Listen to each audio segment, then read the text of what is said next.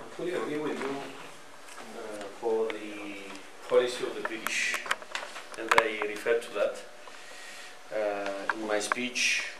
And you have right that we can say that Cyprus is not the only example of implementing the well-known doctrine of divide and rule.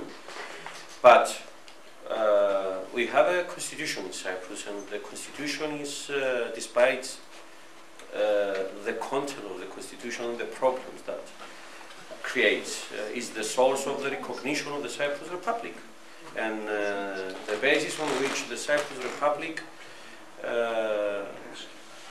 is being built her road to the future. We can't ignore the political problems of 1974 if we want to continue our efforts, both communities, to build their own common vision. I believe that the lack of common vision, of common struggle between the two communities, even from the 50s, was one of the reasons why we didn't manage through the years to tackle the foreign interventions, to tackle the British policy of divide and rule, and at the same time to overcome the difficulties of the Constitution, to overcome the problems of the independency, and to solve the problems and to move together.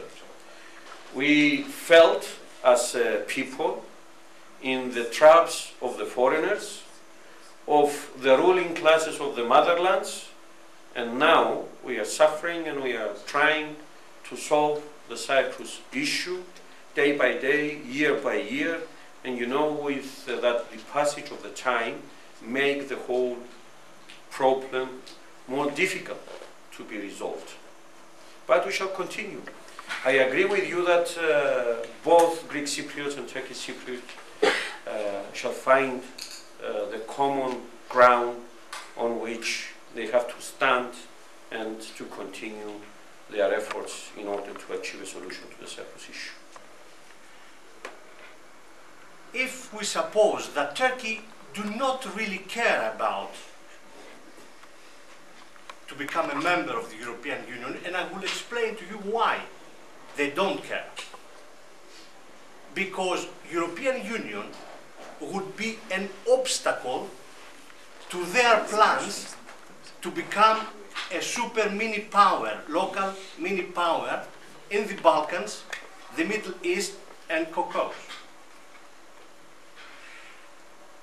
Turkey cannot become that local mini superpower in that area of the world and simultaneously be a member of the European Union.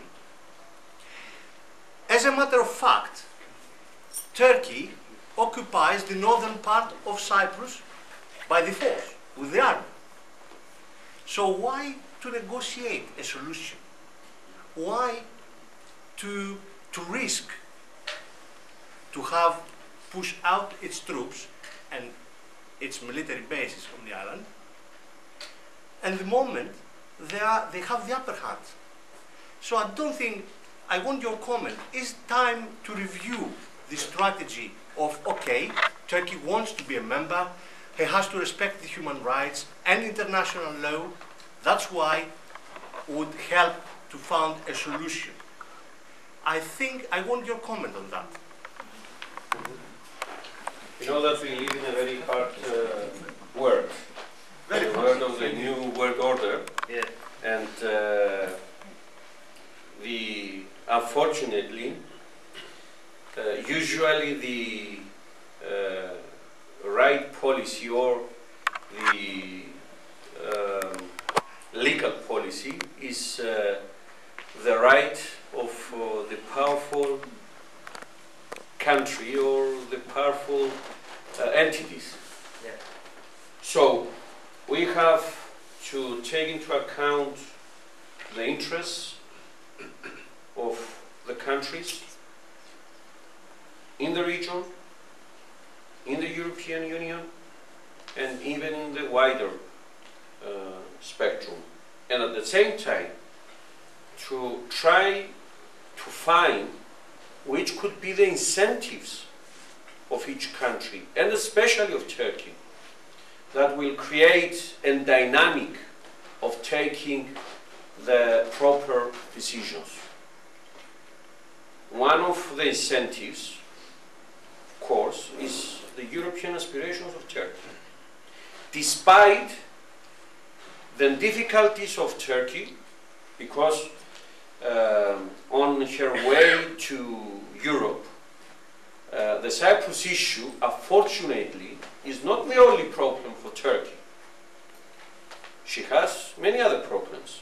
For example, the stance of big countries in the European Union, which are against the membership of Turkey in the European Union. And Turkey uses this to say that why to make any cohesions, any compromises on the Cyprus issue. I don't see any clear prospect of being member of the European Union because of the stance of other countries in the European Union. We have to take into account this, to know the difficulties, and of course to know the possibilities of using them in order to create a dynamic of a solution. This is the way of following and to creating a policy. To say just, look, the just thing is the resolutions of the United Nations, so Turkey must fulfill the resolutions in Cyprus. Of course, this is the asked, the demand from Turkey is not enough. You have to find incentives, levers, as you said, in order to exert pressure and influence on Turkey. We have many other problems. I mean, talking about Turkey, the internal situation in Turkey, the controversies between the pro-European forces and the so-called Kemalist establishment. Absolutely. And in front of us are the elections, the general elections in Turkey in May. And if you see the polls now in Turkey, the main party of the opposition, the Republican Party, now is coming up and is strengthening its positions, and this is something that creates worries on the parties of Mr. Erdogan. Mr. Erdogan has to face the Republican Party, the Kemalist establishment, and I don't think that this moment Turkey is ready to make any cohesions on the Cyprus issue. And this is why, on my opinion, Turkey now doesn't have the solution of the Cyprus issue very high in her priorities. It's something that probably could come up after the general elections of May 2011. This is my opinion. So, the situation is very complicated. But our duty is to search, to seek for every possibility in order to use it to open and dynamic, to create a dynamic for a solution of the Cyprus issue.